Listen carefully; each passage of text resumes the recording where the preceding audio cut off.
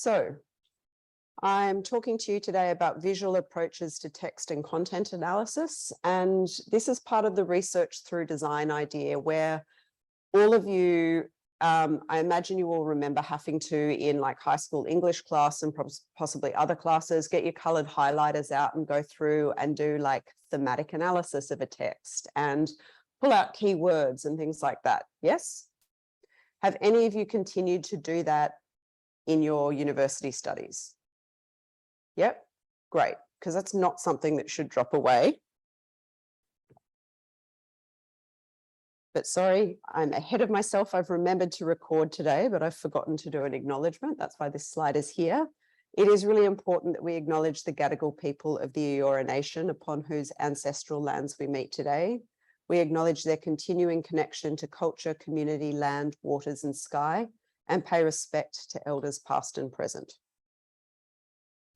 So what are we looking at? We're looking at manifestos. You've been asked to look at 4 of these manifestos from the First Things First suite. And I'm going to ask you to yell some things out to me, and don't make this like a really bad dinner party where the host is like overcompensating. I want you to be able to speak out. So why do you think we're looking at the First Things First manifestos?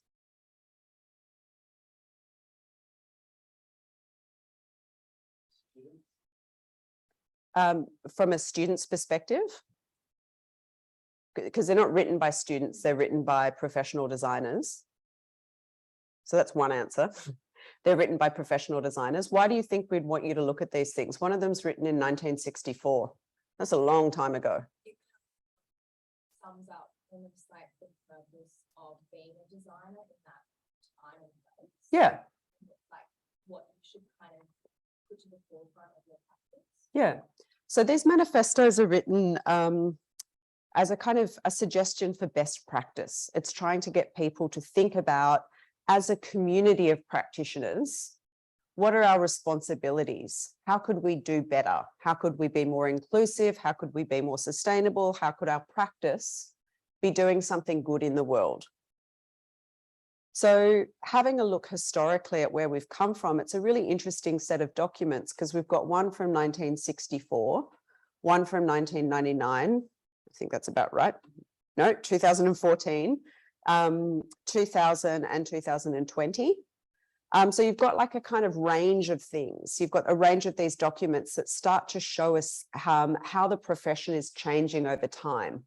So why do we go back and look at archival or historical documents? To understand where we've come from in order to think about where we might be going next. This first task is asking you to write your own manifesto. How do you do that? And we're not asking for like a list of like dance like no one's watching kind of like life manifesto things. We're asking for design manifestos. So how do you actually have a sense of where and how you might want to work? By looking at what's out there at the moment, but also thinking about how things have been changing. So this subject is designed to help you figure out a standpoint in relation to your future practice, whatever it is that you might want to do. We have an emphasis on personal values and professional ethics. I'm just going to make sure online isn't saying I can't hear you. No, that's great. Good comments. To give us an inside perspective from industry designers, yes. One thing that we really want you to do is read. You need to know what's going on around you in design practice when you go out into practice. In an interview or in a studio, if someone says to you, so what work do you like at the moment? And you can't answer it, that doesn't show that you're engaged in what people are doing. If you come out and say, I'm really interested in this particular way of working and I believe in social justice. It's like, great. So who's doing projects like that that you admire? If you can't answer, again, you're giving like kind of slogans or captions that you're picking up from other people without deeply believing in that stuff yourself. So what we really want to know is that you are reading and looking and engaging. And as we said last week, it doesn't have to be, I think graphic design can change the world. It doesn't have to be, I'm going to be an eco warrior and I'm going to change the way industry works. You could be looking at things like, I'm really interested in what's going on with AI image generation and what that means for illustrators or motion designers. I'm really interested in the future of work when companies like Canva come along and start templating a lot of what used to be our kind of bread and butter work. I'm really interested in seeing what the impact of the kind of climate change movement is going to be on the way graphic designers or branding designers actually start to put messaging out into the world. It can be any number of ways that you actually want to think about approaching how you go out into industry and what you want to do. But what we're not interested in is at this stage, you saying, I'd like to be a publication designer. I'd like to be a web designer. Those are generic categories that are fine for kind of first and second year. Who are you and what do you want to do? So how do we figure that out? But yeah, Antalya, great, challenging the way we think about design and what we do and breaking down stereotypes. Super important. All right. So what I'm going to do is talk a little bit about text analysis and the importance of analyzing texts as central to every part of every job that you will ever do. Starting obviously with analyzing the brief. Now, we always say to you, like, read the brief, but what we actually mean is closely read, analyze, do a text analysis of the brief. Every time you are given a design brief, and sometimes it's in the form of an email, you need to go in and really read that. So what I've done is a quick markup of the brief, just to kind of talk through how I might do a bit of text analysis on a design brief. So I look at the first task 1, design manifesto, due, no due date. Let me just put a little red circle about that because that's something that I'm going to want to follow up on. I would never, ever start a job without someone telling me the scope or the duration of the work. That's something I might need to ask a question about or clarify. I don't want to be quiet about that because you don't want to find out that the due date's tomorrow or 2024. So what do I need to clarify? That's one of the first things I'll mark up in a brief. Then I go through and I start reading and I'm doing a really basic bit of kind of identifying words that are being repeated or ideas that are being repeated. So design manifestos has been repeated a lot just in the first page of this brief. That's the stuff in yellow. And I guess what I'm noticing there is something that I just said then. We're not saying manifestos, we're saying design manifestos. It's a really specific emphasis in the language in this brief. And I need to make sure that I'm paying attention to that. Standpoint comes up a bit. And I've been given a definition of manifesto and of standpoint. Great, I need to make sure that if those things were put up front in the brief, they're probably important and I need to pay attention to them. Don't skip that part. It's not like the front matter of the book where you like kind of jump through all of the acknowledgements and stuff to get to the good bit. Read all of this in the brief. If someone has bothered to write it in there, it's probably important. In the green, I'm starting to highlight words like communicate, but I'm also highlighting visualize, materialize, share what you found. Emphasis in this design brief or this task brief on communicating, presenting, visualizing, materializing. So one way that I could misinterpret this brief is think of that it is about writing a manifesto, when really what all of the language in here is telling me about is that it's actually about communicating, sharing, visualizing, materializing a manifesto. That's a really important thing. If I skimmed this and didn't read it properly and misinterpret it, I may deliver the wrong thing. Come on. What are you doing? Hang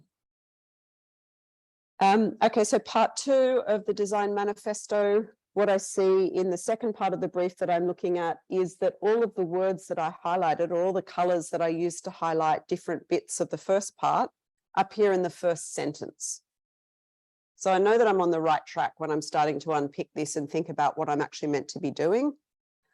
And that makes me think that that first sentence is probably quite important. Based on insights from your analysis of existing design manifestos, you will write and visualize or materialize a design manifesto that communicates your unique standpoint as a designer. I'm going to stop here and say, if anyone is unsure what visualize/materialize means, that is something that you should ask your studio leader or me. That's something that you'd clarify with the client. You don't leave things in a brief that you don't understand. Part of the process of analysis is picking out things that you want to clarify. I need to know more about this. Do I need to do that by doing my own research, or is there someone I can ask that question to? Always ask someone if you can. But then there's this whole thing, think about creating something you could use to promote yourself. You could design a pamphlet, an information graphic, a set of tiles for social media, a short video, a motion graphic, zine, a poster, a postcard, a simple interactive experience. Design something that shows off your skills as a designer and is relevant to the area of practice you want to end up working. So that's a whole series of prompts that have been stuffed into a brief. Now, clearly you don't have to do all of those things, but if I were you, I would be circling some of those things that are most appealing to you. What I'm learning from this is that it's quite an open brief. And I see that as an opportunity. I go, great, this means that someone's leaving this open and that gives me space to play. What do I want to do? What thing would I like to make? And maybe that helps me work backwards to what I want to say through that thing or how much I want to say. I would also immediately go, okay, I'm actually really interested in doing like a short motion graphics piece. So the first thing I'm going to do is go out and look for some examples of that form. Who does short motion graphics pieces that are about like promoting themselves or doing a manifesto? I'm going to go and analyze some of those. I'm going to unpick them. I'm going to work backwards. How did they make them? What's effective? How could I take what I learned from looking at other people's work and help me think about how I might develop my own? Once you start unpicking a brief, even a really simple looking one like this, all of the steps of how to go about the design practice are built in here, but you have to know how to look for them. You might not agree with this, but I think this is quite a well-written brief. You can sometimes get really badly written briefs. Unfortunately, it's quite frequent that you get badly written briefs because who teaches someone how to write a brief, a design brief? In particular, if you're working with people who aren't used to working with designers, they can write terrible briefs. So sometimes the text analysis of the brief process is going, I'm not sure they mean what they mean here. I might need to talk to them about that. It's called rebriefing. So is there anything in here that you don't understand? If there is, you need to note that down and talk to your studio mates, your studio leaders, or me. Clarifying the brief only comes through doing a kind of deep analysis of it. And remember, I was like, oh no, there's no due date. Luckily, I kept reading on before I contacted the client or the subject coordinator and said, you haven't given me a due date. Oh no, it's just down here, how to submit. There's actually quite detailed explanations of what to do. Don't assume that everything is neatly where it should be. Part of the analysis is being a bit of an investigator and making sure you've got all the information you need. Right. The last thing that I would do here, and this is the assessment criteria, this is a particularly kind of uni thing, but there might be within a brief some kind of indicators of what they would consider a success. Make sure that you're looking at those things. I mean, I think having the assessment criteria somewhere where you can find them is a really important thing to be doing, because what are we actually trying to teach you through this assignment? We're not trying to teach you how to write a manifesto, because you're not going to go out like seek.com manifesto writer. It's not a job. It's not a job thing that we're going to try and teach you how to do, but what are we actually trying to get you to do here? We're trying to get you to apply appropriate methods and approaches of critique, do some research into historical design manifestos. Why? Because we want you to walk out having some understanding of where the current community of practice has come from. Where has the thinking come from? It helps us critique it better. We also want you to correctly attribute and reference sources and design precedents in your annotated portfolio. Why do we want you to do that? It is really important as a professional skill to make sure that you are properly citing, saying where sources have come from. We want you to develop a standpoint in relation to your values and ethics that will drive your future practice.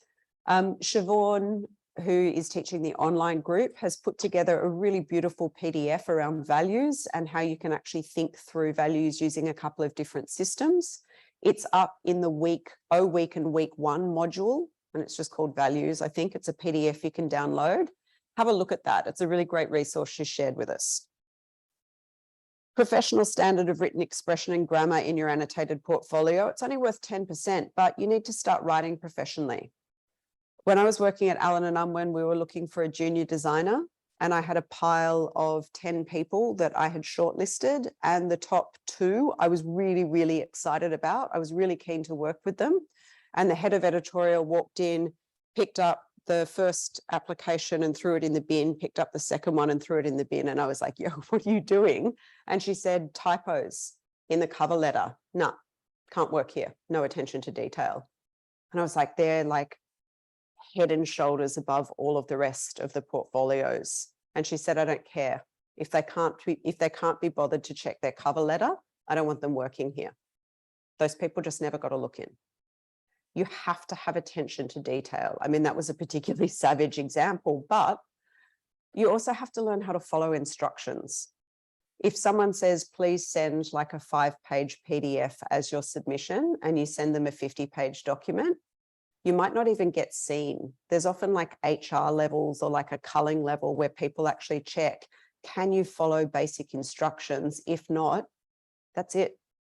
Design awards. If you don't follow the basic instructions to submit, they'll take your $200 entry fee and put you in the bin. It's really important to start thinking about this being an important part of your professional practice. Professional standard of visual presentation of your annotated folio, including typographic detailing and information hierarchy. Everything you design now needs to look like it came from someone who studied a visual communication degree. If you're having a minor panic going, typography is not my strong point, that's fine. Now is the time for you to choose a typeface and learn how to use it well. You'll note from all of my slides and most of my presentations that I use one typeface. It's called Abril.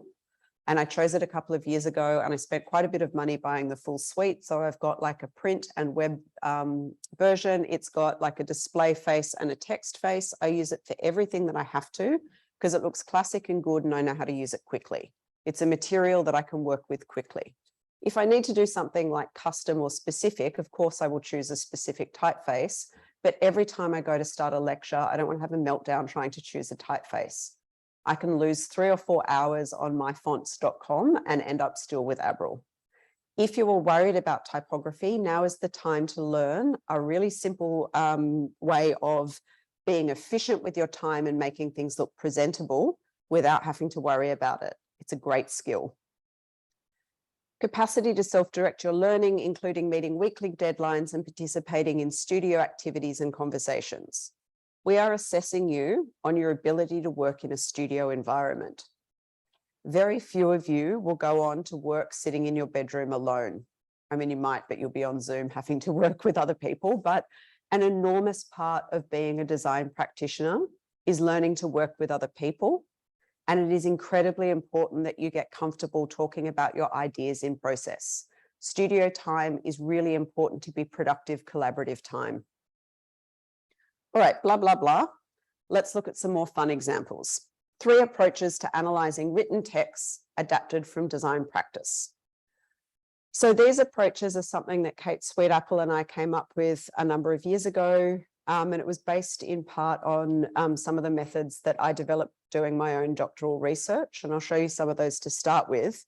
But what we're really interested in is there are ways that designers go about doing things based on our kind of instinctive knowledge. We call it our tacit knowledge, that actually help us know and understand things in the world that we can't understand, that you couldn't understand in another way.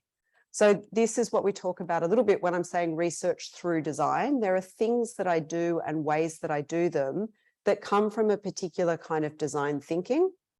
So we looked at a whole bunch of ways designers actually work with the early stages of developing concepts, developing ideas, and then starting to visualize them. And we categorized them into these 3 things. So there's visual abstraction, where you see past what the text is actually about to reveal patterns and rhythms. I'm going to give you a lot of examples of these next.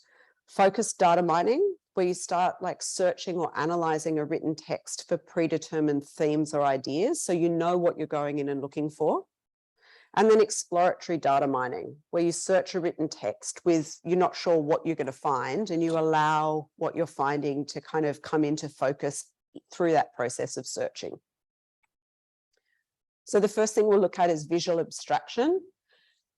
And this is where we're trying to like not just read the text, but actually look for patterns in the structure of the writing or the way a text makes us feel or affects us. So these are some of the things that I developed through my own doctoral research, where I was working in-house at a publishing company, and one of the editors came up to me and she's with this little pile of books, and she's like, there are these novels that have pictures in them and I don't understand why. So a novel is normally a purely written form. The idea of a novel is that you typeset the pages to just look like kind of gray rectangles of text. We don't notice the type on the page. We want to slip into the world that the author has created and be in that fictional world to actually absorb the story. So when someone puts an image or something on the page that disturbs our reading experience, that takes us out of that immersive reading experience and makes us think about a photograph or an illustration or a diagram printed on the page of the novel, they've broken that kind of fourth wall. So why would they be doing that? And I didn't have an answer to her, but I looked at them and I thought, this is actually really interesting. And so I came back to uni to do some more research into this, because what I was thinking might happen was this might be a space for me as a book designer to start working with more than just the front cover and doing typesetting templates. It might be a way for me to be more experimental and playful and engaging. And I was getting a bit bored just doing like a cover is always going to be a rectangle with a picture and an author name and a title on it. Like it's pretty limiting after a while. And so I thought it would be really fun to be able to get in there and be much more experimental with word image relationships and how the images actually start to tell part of the stories. So quite quickly, I realized that that wasn't going to be possible, because this isn't writers working with designers, it's writers who are working as designers. So what I realized I could do instead was actually start to find ways to critique what was going on, because in the literary world, people were saying, what are these things in novels? Why are people putting pictures in them? And so the first thing I looked for was if someone was using a term for it. So I took 10 books and I took 10 reviews of each of those books. This one is Umberto Eco's The Mysterious Flame of Queen Loanna.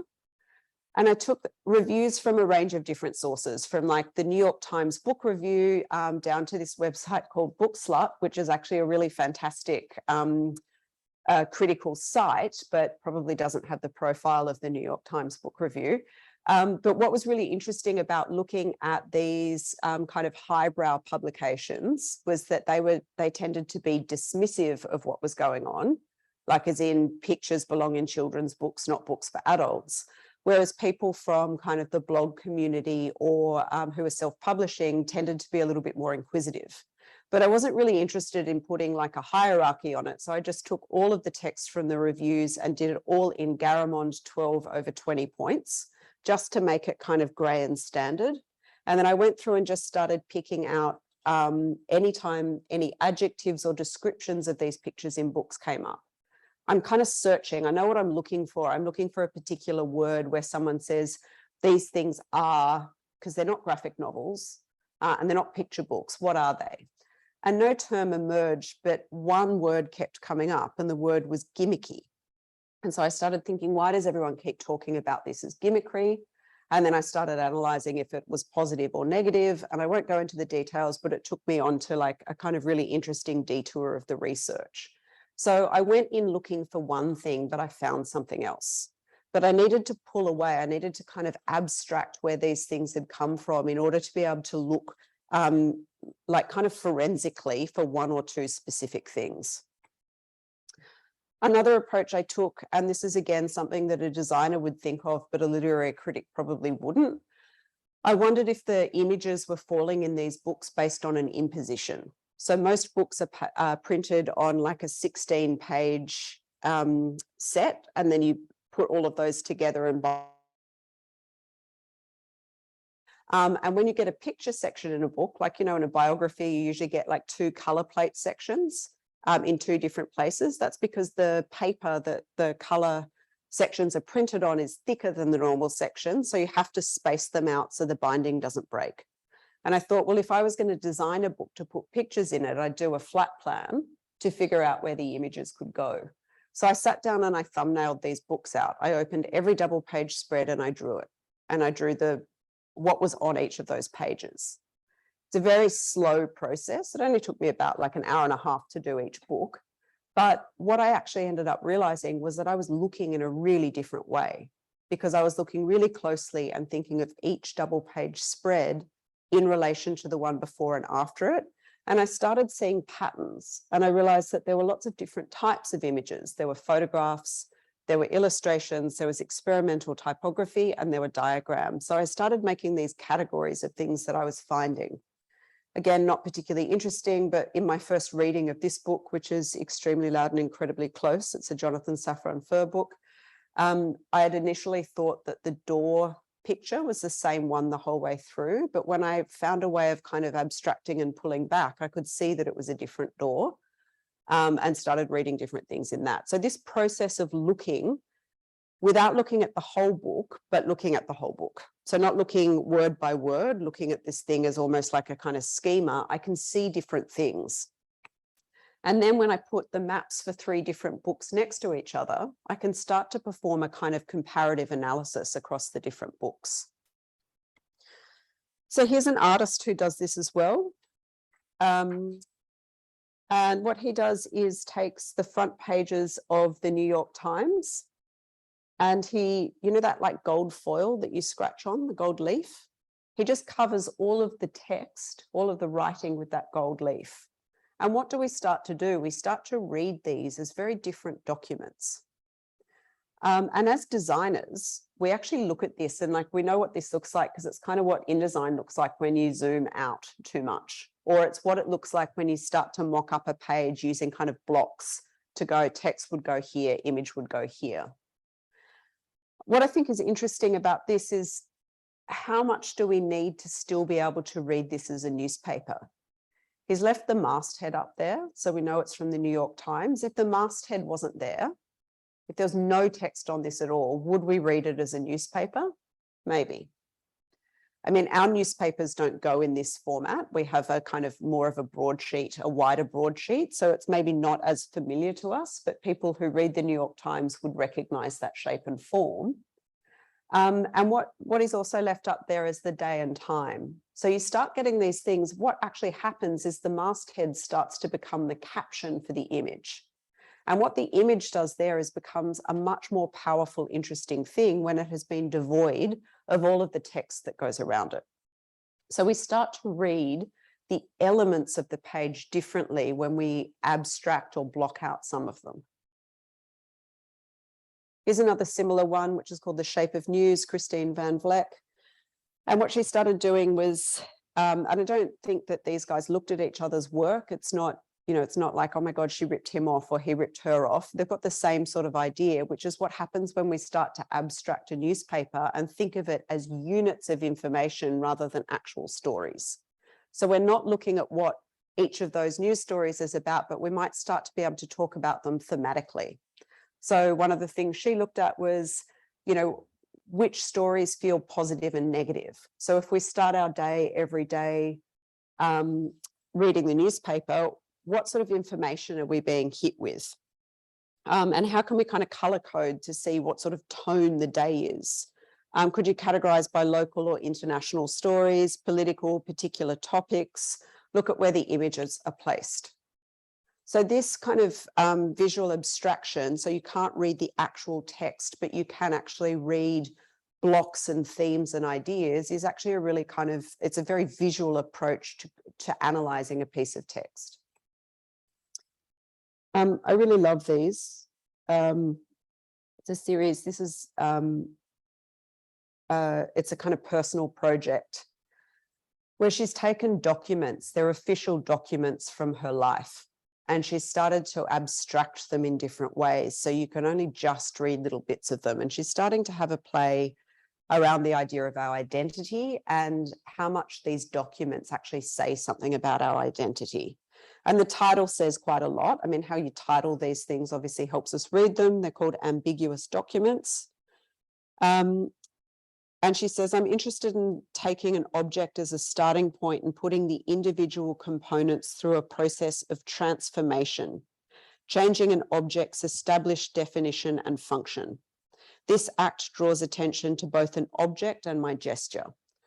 So what she's looking at here is like, these are official documents. It's like possibly illegal to actually do what she's doing. You're not meant to alter your birth certificate or any of these kind of official documents, but she started abstracting them. And I really love the one in the middle in particular. I mean, the one on the far end, you can start to see like, what is that document? What was it? A letter. How do we know it's a letter? Yeah. So we actually, because the visual, we have a kind of visual memory of the kind of grid that a letter is set out in, where you have like an address and there's dear whoever and a yours sincerely.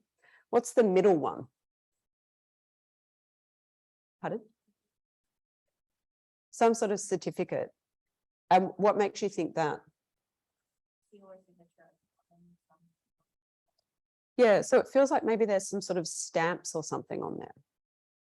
So these are just, they're cut pages. We can't see any text at all, but the kind of memory of the text, our understanding of these graphic forms is because all of these things are designed to a template, and we see them so often in the same way that when we open the page of a novel and all of a sudden it says chapter 2 in larger letters, we don't think someone's shouting at us. We just know that like you make the chapter title bigger than the rest to separate it. There's a bit of a gap. We don't read space. We know that that space has been put there to give a little bit of air, a little bit of breathing room around chapter 2 before we get into the next bit of text. We understand we don't get to the end of the page and go 47. We know that that's the page number, and we're not supposed to read it on every page. It's there as a navigational device if we need it. Do any of you remember being taught that when you're reading a book, see, spot, run for? You don't read like that. We're taught. Those are the conventions that people have come up with to design these documents. So how can we play like we're people who design these things? We understand the conventions of a page layout. How could you use that knowledge to teach us something or be playful with us? I really like these ones too. This is a series called Dear Georgia. And the artist says, after roaming through the northern New Mexico desert this past summer, I immediately saw the landscape through the lens of Georgia O'Keeffe, an iconic modernist painter of the 20th century. The color, shape, and forms, both abstract and representational, were stunning. Influenced by the color palette of the New Mexico sky and landscape, and specific paintings in her oeuvre were translated from my handwritten Dear Georgia letter into an indecipherable letter form. So she wrote a letter to Georgia O'Keeffe, and then rather than showing people it, each of those dots is actually a painting, a tiny, tiny little painting. So she's taking the idea of what she kind of wants to say to Georgia O'Keeffe to thank her for her influence on what she's done. And rather than actually putting the words out there, she's kind of painted it as an abstract form.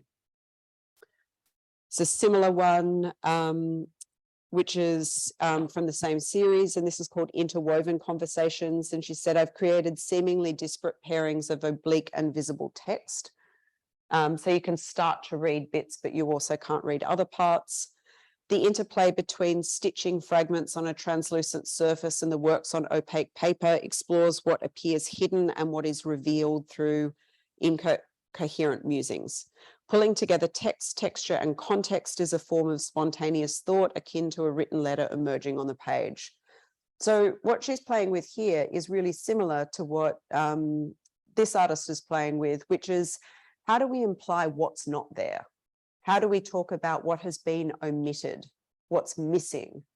How can we actually start to visualize things that might not normally appear on a page? How many of you know Stephanie Posavic's work? Dear Dada, etc. Okay, great. If you don't, please look her up. You should know who Stephanie Posific and Georgia Lupi are. I'll put all of this on our People You Should Know Pinterest board. But this is part of her series called Writing Without Words that she did as her MA thesis. So she did a master's in design. And what she was trying to do is explore methods of visually representing text. And so she was looking at novels in order to highlight the similarities and differences in writing styles when comparing different authors. So she wasn't looking at what the texts are about. She was looking at how authors write, which is a really different kind of analysis. So she did these things called sentence drawings. And what she did was she counted how many words were in each sentence.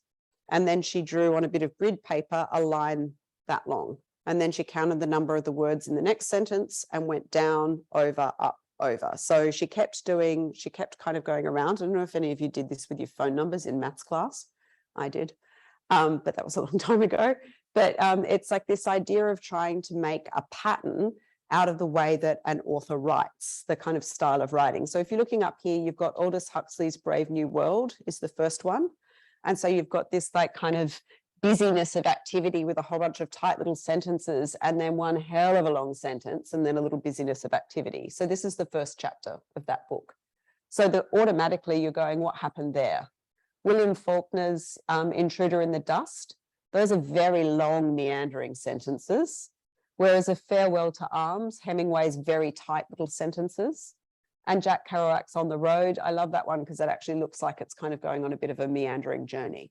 So what are we looking at here? We're looking at comparisons between different writing styles. So it's not about what's in the text, it's about how the text reads. It's almost doing a kind of musical score of what these texts might sound like if you read them aloud. And what do you do when you put all four of them together, or she did many of them? You can start to have a comparative analysis.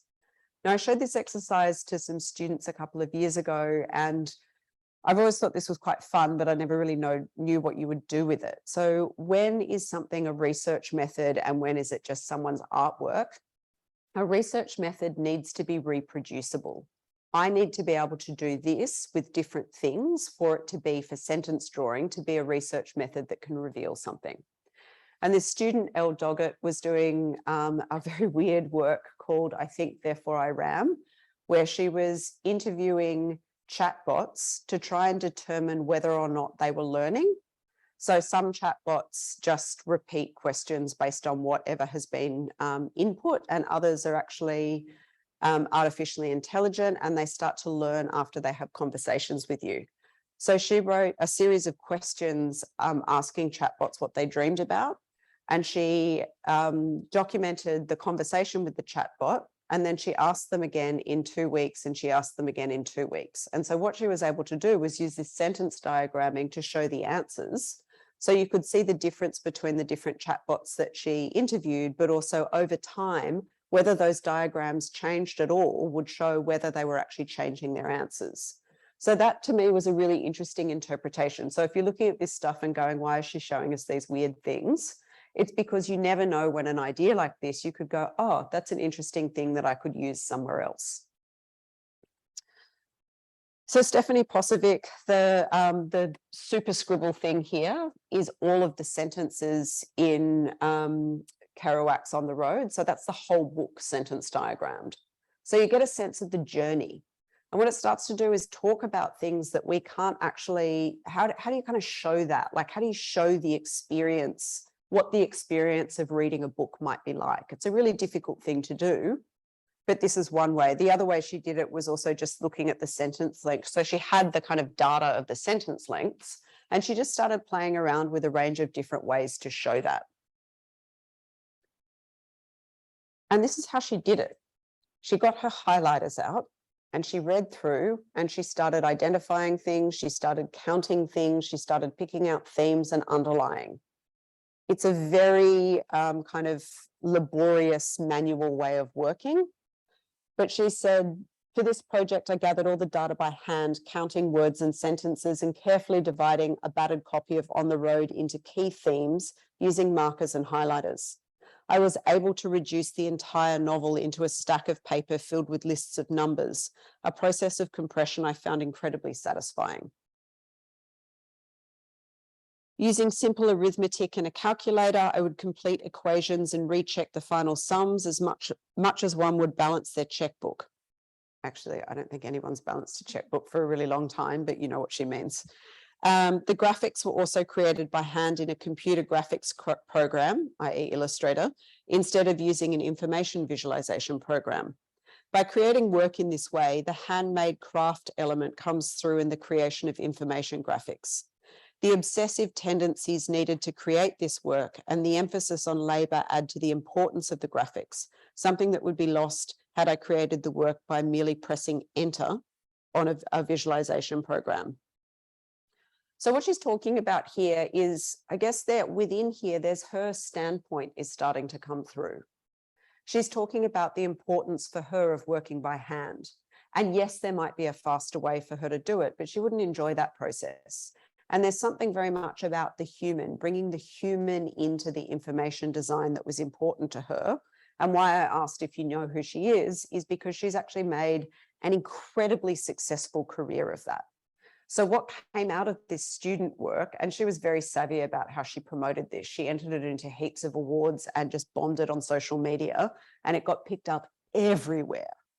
And she went on to work for some of the biggest companies and got picked up and has got like lots of books published now, and she's brought out to lots of festivals. They travel around the world because her standpoint was, how do we bring the human back into data visualization? Super simple. It's a one-liner. And she has made a career of that, starting with her student work, which to a lot of people might look a bit weird. Like, why would you do that? How would that ever be useful? It's not actually what she's done here, but it's her approach to working that she is demonstrating. And so rather than saying, you know, I think that hand-generated work is more emotive and like brings the human into data visualization, she's just done it and shown us. People see it, they get it, she gets hired, she gets paid, and she's doing much more interesting work. Georgia Lupi, she works with a bit. You should look at both of their work. But this was the final thing that she did, which is On the Road, which she kind of worked on presenting. She called it a literary organism. And each of these branches, the big branches, are a chapter. And from the chapter, you get paragraphs, sentences, and words. So it's an insane amount of work, but she obviously enjoys working in this way. All right, so those were all the kind of visual abstraction approaches I was showing you, where you don't actually care what the words are saying. You start looking at how do we understand texts as systems, as documents that people have put together with word, sentence, paragraph, chapter. How do we actually start to look at the units that make up language and think about what that meaning could make? How do we think about documents as having a particular form and structure? There are conventions of designing documents that we recognize. What can we do with that? This set of examples is around focused data mining, which is a much more conventional, I guess, approach to text and content analysis, which is when you're searching text for predetermined themes or ideas. So you know what you're going and looking for. But I'm going to give you a weird example to start with. Sophie Calle is probably my favorite artist. I love her. She does all sorts of very weird performance projects. And this one, her boyfriend at the time broke up with her through a letter. He sent her a letter to break up with her.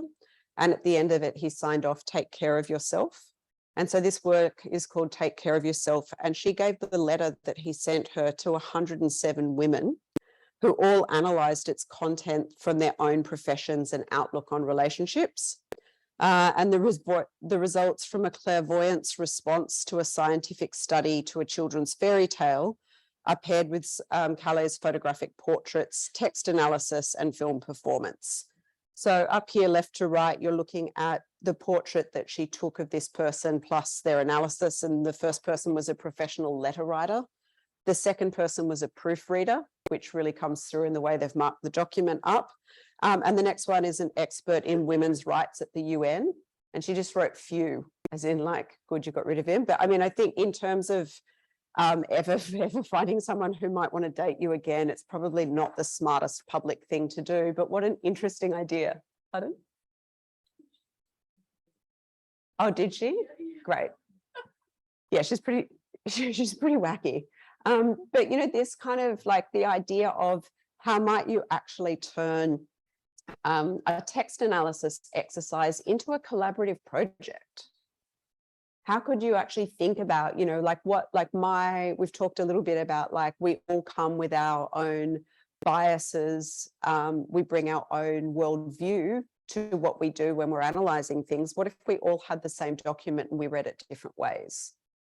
It should be no surprise for you to discover that all of you are going to analyze the same document in the studio today. And hopefully we're going to start to see some of the differences in your worldviews and values starting to come out in the way all of you will analyze those first things first manifestos. So this is Flora Chan, and this is her analysis of Brave New World. So it's Aldous Huxley's speculative novel. And what she started doing was thinking, well, what if we turned the entire book? So the entire book of Brave New World is in this poster. It's the very fine gray that you can see. And she started to look at how she could highlight the patterns in use of literary devices and references, as well as the dynamics and complexities of character relationships. So it's a very complicated system. Like I suggest you go and actually have a read of it. But what she says is that she thinks that this is something, she's intending it to be something that is experienced as an accompanying document to reading the book. So, you know, like sometimes at school you'd get like Cliff's Notes or crib notes to go with a book that you had to study. And it's like you've got to read the book and then you've got to read another book that's about the book. This is a significantly more interesting way of doing that. And it's really tangible and you can start to see the connections. There's no other way that you could see the connections between characters in this way that she's done it, by kind of putting it all out in one go. But kind of interestingly, you know, this work was from 2014, and this was also a student project that she did. So what did she go on to do afterwards? She now runs her own business, but she also, so she's the design director at Red Scout. But based on this piece of work, which again, like, is it really useful? Like, how are you going to print this and give it to people who are reading the book? Where's it going to get out in the world? It's not so much supposed to be a functional piece of design. What it's supposed to do is show her critical thinking and capacity to do research. It shows that she's not just a designer that can do nice typography, which she can. It shows that she's capable of critical thinking and deep analysis. So out of uni, she got hired by Pentagram. Does everyone know who Pentagram is? If you don't, you need to look them up. Pentagram is one of the biggest studios in the world. And they've done some of, like, most of the things that you see that are really famous that have ever come out of America are Pentagram. Georgia Loopy worked there too. So this is the kind of stuff she does now. So she was doing this. That doesn't mean that this is now what she's going to go on and do for the rest of her life. This is her having, there's a kind of standpoint that's coming through here. What she's saying is, I'm a designer who's really interested in kind of getting deep and doing some analysis, finding patterns, looking at way things connect together, and I can then demonstrate it. She's showing that she's got great skills in, you know, she's obviously able to use InDesign, probably Illustrator really well, but she's not leading with that. She's leading with her ability to think critically, and then she's demonstrating she has those skills as well. Here's a totally different way of doing the same thing, which is Dan Collier's project Typographic Links. And it's a hand-sewn book which maps the links and connections through the world of typography. So he did a kind of like history of who are all the most significant typographers and really important moments in typographic history. And then he sewed together links between those things. So doing the same thing as this, except these are vector graphic links on a poster, and here's a hand sewn in a book. And this was a work that he produced for an exhibition at the Museum of Modern Art in New York. And this is his thinking. Again, I really like seeing how his kind of thinking, it's very like kind of crazy wall. Like, you know, when you watch a crime show and there's always like the detectives are putting a crazy wall together. But it's a really interesting way of going. I can see that you've got a really analytical mind. I can see that you have attention to detail and a kind of neatness to your process. I mean, I think it's nuts that his crazy wall is actually that neat, but that tells me a lot about what kind of designer he might be. Now, I don't think that anyone would ever expect that you're going to go and have a career in making sewn link books. Like, the idea is the kind of material manifestation of hyperlinks in a book form. He's playing around with media and techniques. His work is really corporate. So, you know, like, here's a website that he won for like designing the site for Mazda's hatchback. This is what his corporate work looks like. But, you know, he's doing award-winning corporate work and making probably 4 times what I am. But he got there doing stuff like this. So what I guess what we're saying here is, think about how you show that you can think. What are the skills that you have that might make someone choose you over someone else, because you've got a particular kind of critical thinking set of skills that would actually be applied interestingly in different ways. This, understanding how stuff links and connects, is totally critical for being a good back-end web designer. So someone who understands that will see that. They don't think, he seems to have really good work, but like, we're really looking for someone to do web design, not sewing. It's a practice that he has that demonstrates the sort of thinking that he can do, and also says, I'm a bit playful. All right, so that was people going in looking for things that they knew were there. What happens when you go in and start to analyze a text or a set of text without knowing what you're looking for? So this is called exploratory data mining, and it's allowing the focus to occur in the process of searching. So Jonathan Puckey is a really interesting designer. He runs his own studio now, but this is a series that he did called Zeitgeist. And he was looking at the difference between news that's presented in print and news that's presented online. So he said, traditional newspapers come out once or twice a day after having come to a final publishable version. Once they're printed, they're fixed. With online news, there's never a final version. News is always in flux and can be edited at any time. With Zeitgeist, we wanted to show the changing of news by bringing it back to a traditional newspaper format. Using different design treatments, we created a number of articles looking at characteristics of online news. We recorded the front page of Fox News for 24 hours and extracted the changes happening on their front page. So you can see he's starting to use what are, very kind of print or hand-generated techniques, redaction, crossing out, obscuring text. And he's actually showing that it's asking us to think about how online news is being edited, and there's no kind of definitive version that we're looking at. He's asking us to just think about that change between the digital news world and the print news world. And so he's taken digital news and brought it back into the printed form. So that kind of play with materiality is something that you could really start to think about being an asset that you have. Here's another example. This is completely nuts. This is a book that Jonathan Safran Foer did called Tree of Codes through Visual Editions.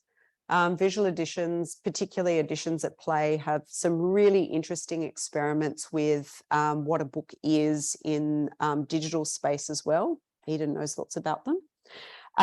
But this is a book that was cut out of an existing book. So Jonathan Safran Foer took his favorite book as a child, which is called The Street of Crocodiles by Bruno Schultz. And he used it as a canvas. And what he did was actually, like, it was all scanned in, and he die cut the pages, or figured out where to die cut. So by abstracting stuff and leaving some things, a new story was formed in this book.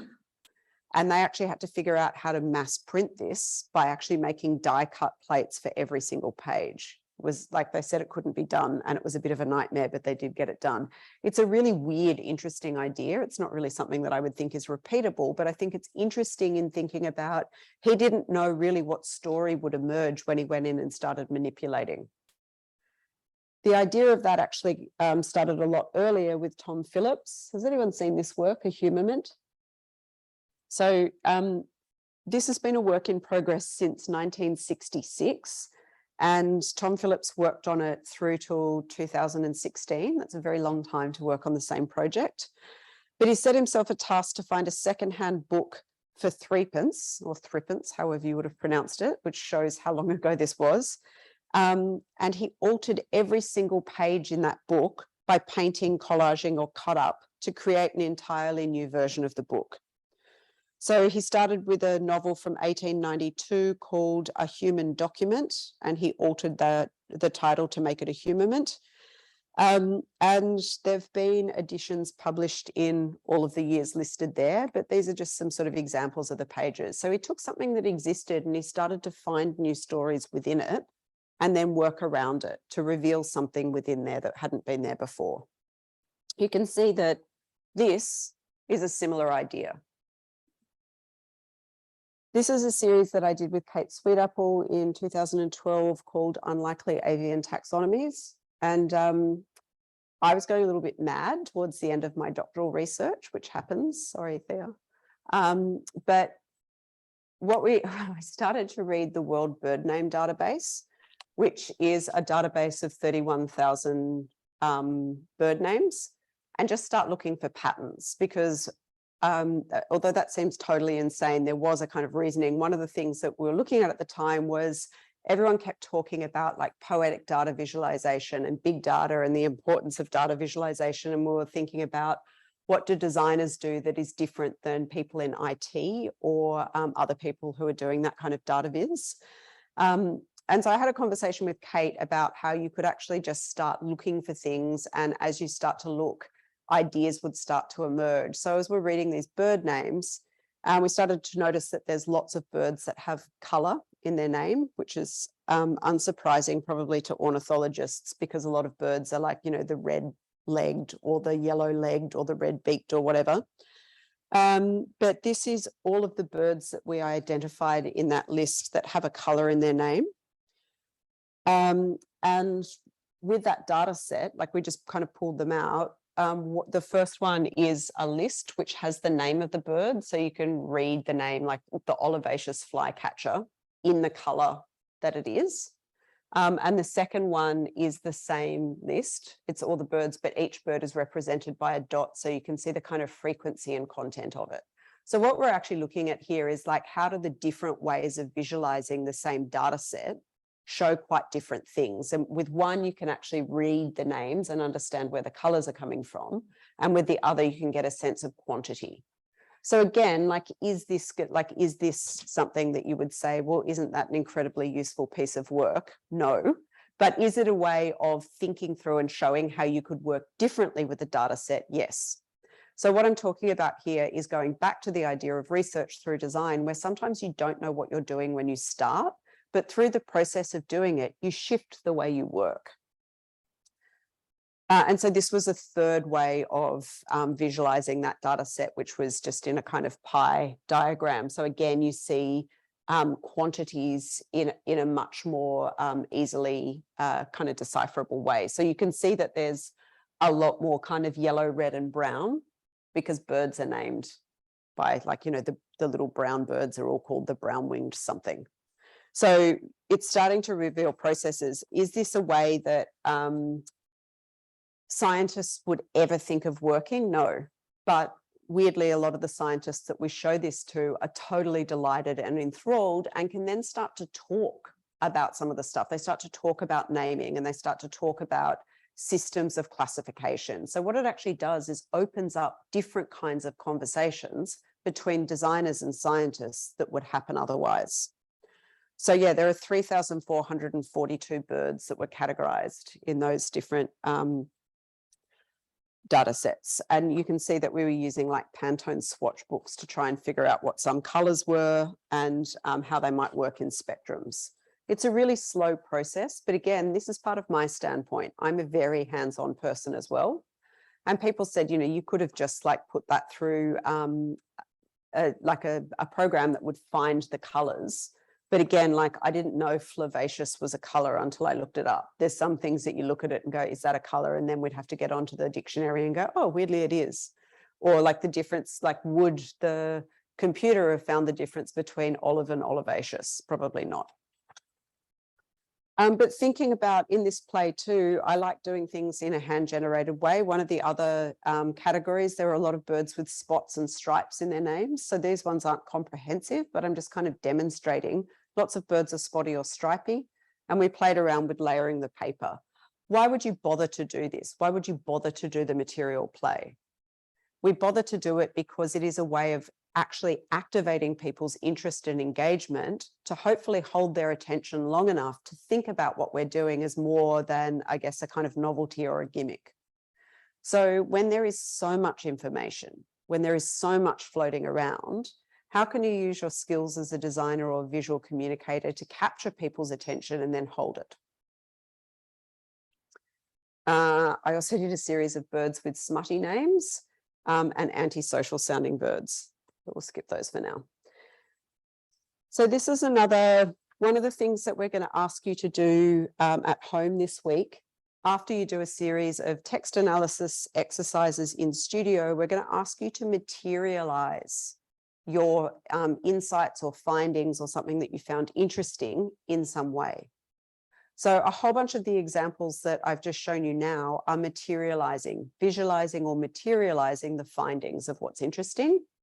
But these could be kind of more abstract things.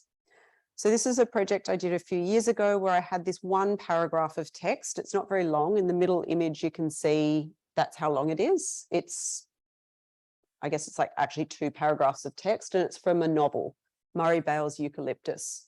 And it's this paragraph that is about the relationship between paragraphs and paddocks and the relationship between urban areas and rural areas in Australia.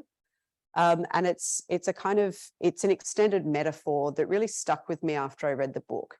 And sometimes I read things and they just become, or I see things and they're just kind of sticky and they stay with me for ages. And I had that printed out and I posted it up in my workspace for ages. And it took about a year for me to come around to doing something with it. But I don't know why, I just knew that there was something in there. And it was because it was tapping into other things that I was thinking about at the time, which were around place and belonging. And it was about the time that we started doing acknowledgements to country. And it was about the time that we started talking more about sovereignty. And it made me really reflect on who I am and what I'm doing here and what my role might be as a non-Indigenous person speaking to students about belonging, place and country. And I felt really unsettled about that at first. And I actually found it really hard to do acknowledgement of country at first because I wasn't sure if it felt sincere. I wasn't sure if it felt like I was just doing the things that I was being told to do at uni because it's part of my job. I wasn't sure if it was being accepted by other people out there, like were First Nations people actually responding well to us doing these acknowledgements? I felt really conflicted. And they're really hard conversations to have. You guys have just done the emergent practices subject and you've had a lot of these conversations. I didn't have that. We didn't have that when I was coming through uni and I hadn't been exposed to a lot of those conversations. So when I find things kind of troubling and not in a bad way, but I need to work through them, I find some way of making and responding to it through making because it's part of how I think.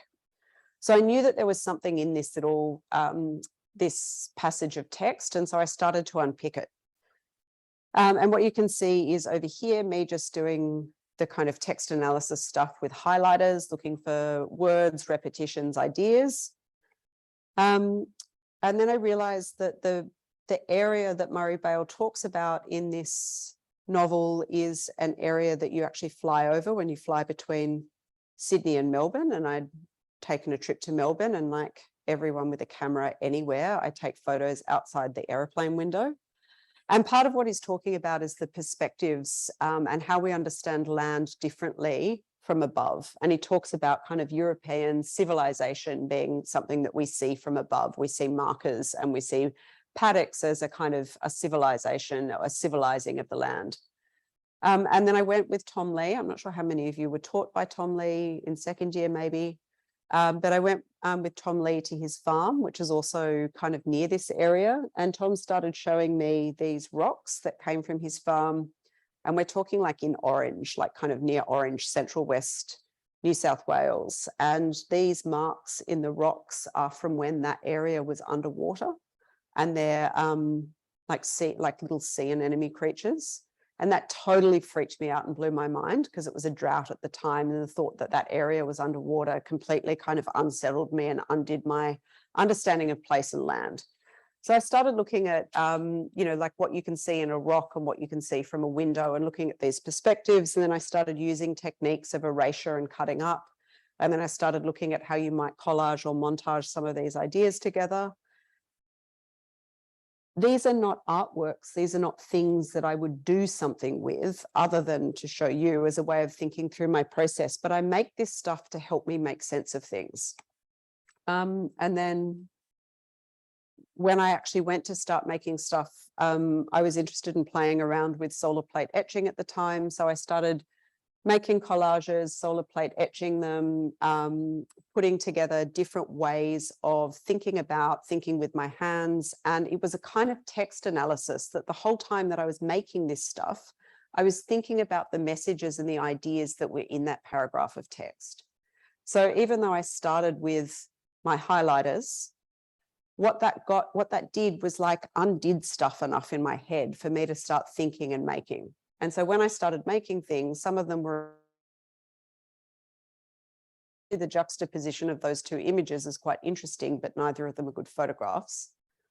And what started happening here with this work was that I was trying to figure out ways that you might be able to visualize ideas that came out of novels to open them up and have discussions. And that's led to, this work was in around 2013. This led to a whole suite of things that I've been doing ever since. The other thing that happened was at the time I was working on a commercial job and we were almost at a print date and the marketing department was being horrific and I had to keep going back to starting over again. And in one of the collages, I'd put these pieces together and as a very quick, like, what about this? I just chucked some stuff from that into a book cover and they were like, yeah, that's great, let's go with it. And so I guess this is me also showing you that things that I'm doing in my playtime almost always come back into my professional work somehow. And if I wasn't doing that playtime, I probably wouldn't have known what to do with this project. So having that stuff going on at the side, the research through design is also for me, research for design, research into design.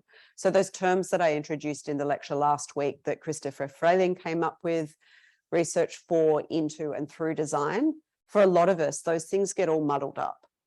And I don't care so much about knowing the distinctions between them and being able to point at something and say, aha, this is exactly that. I'm more interested in what it does to me as a practitioner and how it makes me work.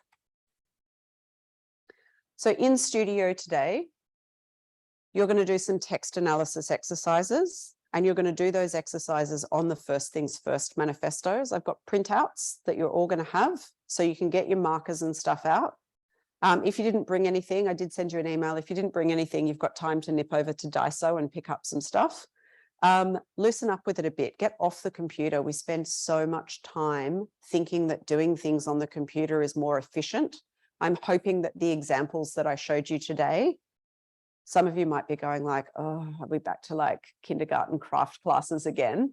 It is actually about thinking through your hands. It's about freeing yourself up. And the second that I get onto the computer, I start fussing around what typeface I'm using and the composition of the thing on the page. If I'm doing it on scrappy stuff that doesn't look good to start with, it frees my thinking up. So we're trying to get you to free your thinking up. We're trying to get you to do a whole bunch of like quick exercises in class today. There's times assigned to them. And you're going to be working in design sprint format. You just have to do what you can do as fast as you can. At home, we've given you another reading to do, which is going to actually then make you go back and reflect on the design manifestos again. But we're also going to ask you to go, there's a section in like the modules section of all different design manifestos. There's links to a whole bunch of different ones. We want you to go through those and start finding some that appeal to you. So there are some in there that are not design manifestos. Try and stick to the design ones because this is about a professional manifesto. What we'd really like you to do is start to look at some other things, because even though I think the First Things First manifestos are really great because they give us a historical arc going from 1964 when design really started to become a profession and they started to say, hey, we need to rally around here and talk about like what we're doing and have a professional ethics, to the 2021, which is much more about like, maybe we shouldn't just be thinking about design, but like the world's burning and what are we doing? How are we complicit in it? I also don't think that they're that great. I don't get really excited about them. So some of you might be like, really? Because I found them fascinating. A lot of you, I imagine, are like, great, you know, I can see their value, but. So what we want you to do is do a bit of a dive into the other manifestos and find some things that you do enjoy. Some of them are really irreverent.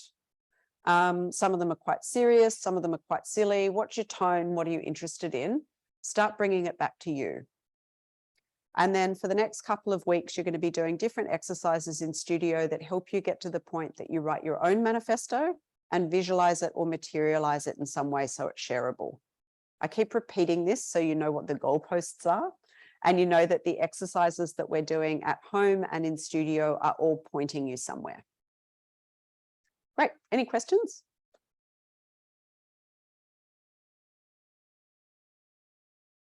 Anyone online have questions? Okay. Get to Daiso if you need to.